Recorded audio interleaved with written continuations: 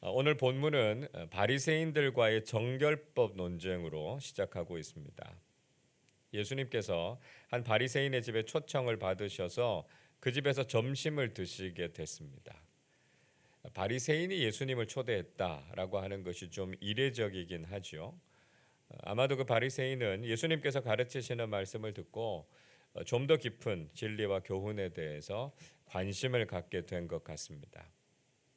자, 그런데 38절에서 예수님께서 식사를 하시기 전에 손을 씻지 않은 것을 보고 이상하게 여겼다. 그렇게 말씀하고 있습니다.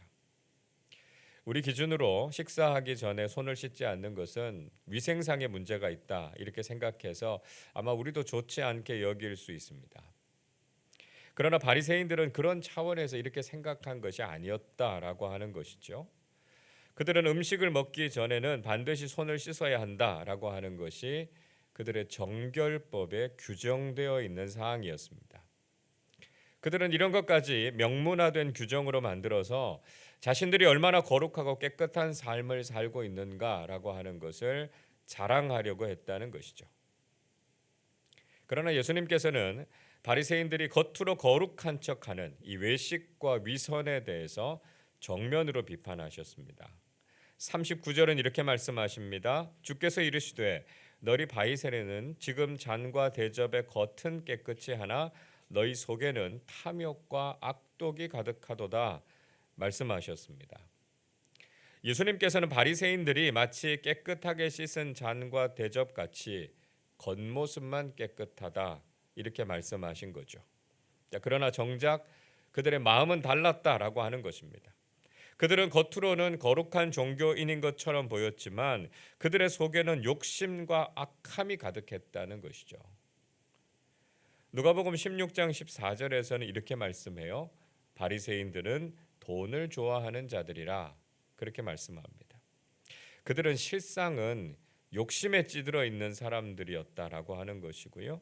선하고 거룩한 사람들이 아니라 다른 사람들을 정죄하고 비난하는 이 악함이 가득한 사람들이었다라고 하는 것을 말씀하고 계신 것입니다. 예수님께서는 하나님께서 우리의 겉과 속을 다 만드셨다 이렇게 말씀하죠. 그리고 우리의 외형보다는 우리의 내면이 더 중요하다라고 하는 것을 강조하셨습니다. 41절 말씀 같이 읽겠습니다. 그러나 그 안에 있는 것으로 구제하라. 그리하면 모든 것이 너희에게 깨끗하리라. 자, 예수님께서 무슨 말씀하십니까? 그 안에 있는 것으로 구제하라 말씀하셨습니다. NIV 영어 성경에서는 이렇게 번역하고 있어요. 그러나 그릇 안에 있는 것을 가난한 사람에게 주라. 그리하면 모든 것이 너를 위해서 깨끗하게 될 것이다. 이렇게 번역하고 있습니다. 즉 겉으로만 거룩한 척하는 그런 보이는 행위가 아니라 그 마음으로 가난한 사람들을 사랑하고 돌보는 것, 그게 바로 거룩함의 실천이다. 이렇게 말씀하고 있는 것이죠. 때로는 교회에서 구제 사역을 하는 것도 이런 오류를 범할 때가 있습니다. 구제 사역이라고 하는 것은 가난한 사람들을 마음 깊이 긍휼히 여겨야 하고요. 그들을 돕고자 하는 이 자발적인 마음이 행동으로 그대로 나타나야 하는 것입니다. 그러나 때로는 교회가 이만큼 구제 사역을 한다라고 하는 것을 겉으로 자랑하려고 하면서 가난한 사람들의 입장을 잘 배려하지 않는 경우가 있습니다. 그래서 그분들을 불러놓고 그저 사진이나 찍으려고 하고요. 그분들을 존중하기보다는 오히려 자존심을 상하게 할 때가 있습니다. 우리가 단지 그분들에게 그저 돈을 주고 구제하는 것, 이게 중요한 게 아니라 우리가 진심으로 그들을 사랑하고 긍휼히 여기는 마음, 거기에서부터 이 구제 사역이 나와야 된다라고 하는 것을 우리는 잊지 말아야 된다 하는 것이죠. 예수님께서는 겉모습만 중요하게 여기는 이 바리새인들의 위선에 대해서 지적하셨습니다. 혹시 우리도 겉으로는 경건한 삶을 살고 있다 이렇게 자랑하고 있지만 정작 우리의 내면이 하나님 앞에서 정직하거나 거룩한 마음을 지키지 못하고 있는 것은 아닙니까? 우리가 아무리 신앙인처럼 보이는 삶을 산다고 해도 하나님께서는 우리 마음의 중심, 또 우리가 가지고 있는 의도를 간파하시는 분이시다라고 하는 것이죠.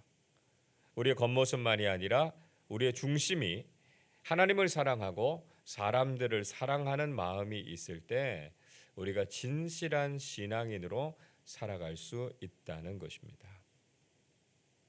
자, 이어서 예수님께서는 바리새인들과 율법 교사들을 향해서 6번이나 화가 있을 것이다 이렇게 선포하셨습니다. 자, 예수님께서 그들을 책망하셨던 주된 내용이 무엇이었습니까? 첫째로 예수님께서는 바리새인들을 향해서 그들이 외형적인 신앙생활은 자랑하지만 내면적인 신앙의 본질을 버렸다 이렇게 책망하셨습니다. 42절 보십시오. 화 있을진저 너희 바리새인이여 너희가 박하와 운향과 모든 채소의 11조는 드리되 공의와 하나님께 대한 사랑은 버리는도다. 그러나 이것도 행하고 저것도 버리지 말아야 할지니라 말씀하고 있습니다. 자, 바리새인들은 하나님께 11조를 철저하게 드렸습니다. 그래서 다른 소득의 11조만이 아니라 박하와 운향과 채소 같은 것들, 그러니까 아주 작은 것들이죠. 이런 것들의 11조까지 아주 철저하게 드렸습니다. 그러나 정작 그들은 정말 중요한 신앙의 본질인 이 사랑과 공의를 버렸다라고 하는 것이죠. 예수님께서는 어느 한 가지만 선택하라 이렇게 말씀하신 것이 아니라 이것도 행하고 저것도 버리지 말아야 된다 말씀하셨습니다. 즉 우리가 하나님께 11조를 드리는 외형적인 신앙의 실천만이 아니라 신앙의 본질적인 모습인 하나님의 공의와 사랑도 역시 함께 가지고 있어야 한다는 것입니다. 둘째로 예수님께서는 바리새인들을 향해서 사람들에게 높임을 받고 대접받는 것을 좋아하는 것을 책망하셨습니다. 43절 이렇게 말씀하죠. 화 있을진저 너희 바리새인이여 너희가 회당의 높은 자리와 시장에서 문안 받는 것을 기뻐하는도다 말씀하고 있습니다. 바리새인들은 스승이라고 불리면서 회당의 높은 자리에 앉아서 사람들의 인사받는 거 좋아했습니다. 실제로 회당에는 이 모세의 자리라고 하는 의자가 있습니다. 바리새인들은 거기 앉아서 다른 사람들로부터 높임 받는 걸 너무 좋아했던 거죠. 자, 그러나 우리는 하나님 앞에서 우리 자신을 겸손하게 낮추어야 한다는 것입니다. 그래야만 하나님께서 존귀하게 높여주시는 신앙인들이 될 수 있다는 것이죠. 자, 셋째로 예수님께서는 바리새인들을 향해서 그들이 영적인 생명을 잃어버린 것에 대해서 책망하셨습니다. 44절 보십시오. 화 있을진저 너희여 너희는 평토장한 무덤 같아서 그 위를 밟는 사람이 알지 못하느니라 말씀합니다. 자, 이 평토장한 무덤이라고 하는 것 봉분이 없는 거죠. 그저 평지와 같아서 비석이 없으면 그것이 무덤인지도 잘 모르는 것을 가리키는 것입니다. 이 바리새인들의 신앙은 본질적으로 무덤 같다는 거예요. 영적인 생명이 없었다는 것이죠. 자신들이 영적으로 죽어 있어서 하나님의 생명이 없지만 그들 자신도 모르고 다른 사람들도 모른다는 것입니다. 지금 우리의 삶에 적용해 본다면 교회에는 열심히 다니고 직분도 있지만 구원받지 못하고 영생을 소유하지 못한 사람들을 가리킵니다. 자기가 영적으로 죽어 있는데 어떻게 다른 사람들 구원할 수 있습니까? 우리도 혹시 영적인 생명을 잃어버린 무덤 같은 신앙생활하고 있는 게 아닌가? 우리 자신의 신앙의 상태를 점검해 보아야 한다는 것입니다. 자, 예수님께서 여기까지 말씀하셨을 때 이번에는 율법 교사들까지 자신들을 모욕하지 말라고요 반발했습니다.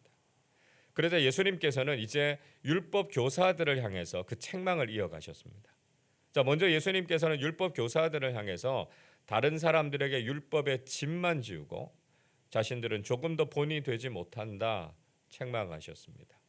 46절에서 이렇게 말씀합니다. 이르시되 화 있을진저 또 너희 율법 교사여 지기 어려운 짐을 사람에게 지우고 너희는 한 손가락도 이 짐에 대지 않는도다 말씀하십니다. 율법 교사들은 율법의 조항들을 613가지로 아주 상세하게 나누어서 그 모든 것을 엄격하게 지켜야 한다 이렇게 강요했습니다. 자, 그렇기 때문에 사람들은 율법의 무거운 짐에 얽매여서 신앙의 기쁨이라는 것이 무엇인가, 이거 도저히 도무지 누리지 못하면서 살고 있었다라고 하는 것이죠. 자, 그들이 스승이라면, 그들이 랍비라면 이런 사람들의 형편을 알아야 되지 않겠습니까? 그들이 제대로 된 신앙생활을 할 수 있도록 도와주어야 하지 않겠습니까? 그러나 그들은 사람들을 돕기는커녕 정죄하고 죽이는 일을 했습니다. 여러분, 우리가 성숙한 신앙인이라면 초신자들이 신앙에 대해서 오해하고 있는 부분들, 잘못 알고 있어서 부담스러워하는 부분들이 있다면 도와주어야 되는 거지요. 짐을 덜어주어야 되는 거지요. 영적인 기쁨이 무엇인가라고 하는 것을 누릴 수 있도록 신앙의 바른 길로 안내해야 되는 것이죠.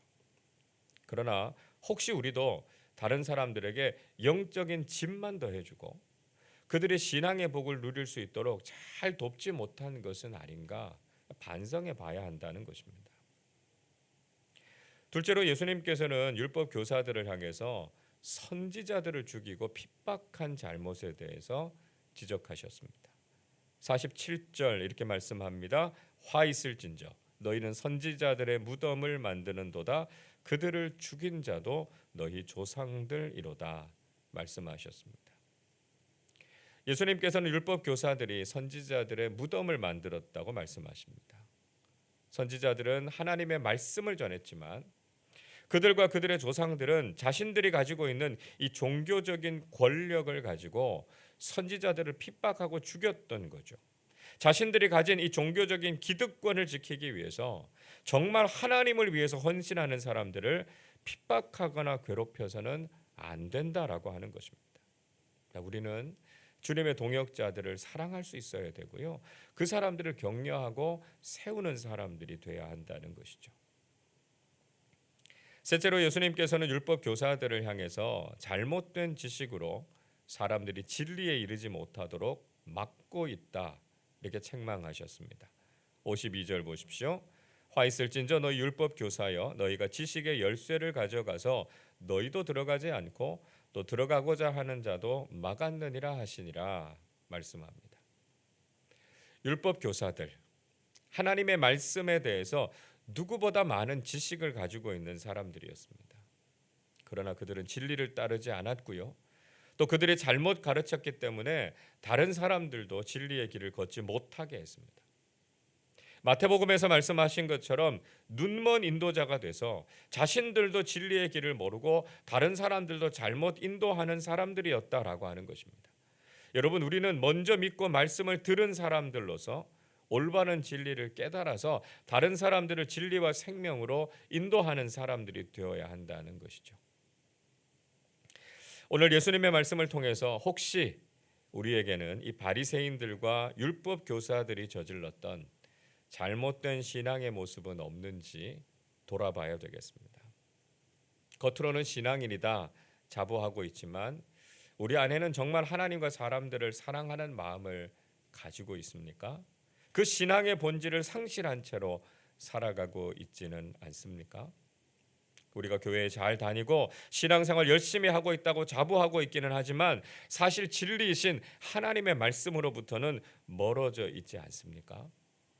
우리는 주님께서 책망하실 만한 잘못된 모습이 있다면 그것을 다 버려야 할 것이고요. 주님의 교훈의 말씀을 마음에 잘 새기는 사람들이 되어야 하겠습니다. 그래서 주님 앞에 책망받고 주님을 실망시켜드리는 사람들이 아니라 주님께서 칭찬하실 만한 귀한 믿음의 사람들로 살아가시기를 주님의 이름으로 축원합니다. 기도하겠습니다. 하나님 아버지, 그 크신 은혜와 사랑에 감사를 드립니다. 저희들이 먼저 믿은 사람들로서 혹시 바리새인들과 율법 교사들처럼 주님께서 책망하실 만한 잘못된 신앙의 모습을 가지고 있었던 것은 아닌지 저희들의 신앙을 돌아보게 해 주옵소서. 겉모습만이 아니라 우리의 내면에 하나님의 사랑과 하나님의 공의를 담아내는 진실한 신앙인들이 되게 하여 주옵소서. 하나님의 말씀의 진리를 바르게 깨달아 알아서 우리도 거듭난 그리스도인답게 살게 하시고 다른 사람들도 진리와 생명의 길로 인도하는 사람들이 되게 하여 주옵소서. 오늘도 말씀과 함께 하루를 시작합니다. 성령님께서 저희들의 삶을 인도해 주셔서 하나님께 영광을 돌리는 삶을 살게 하시고 주님께서 주시는 평안과 기쁨이 우리의 마음속에 삶 속에 넘쳐나게 하여 주옵소서. 감사드리며 우리 주님 예수 그리스도의 이름으로 기도하옵나이다. 아멘.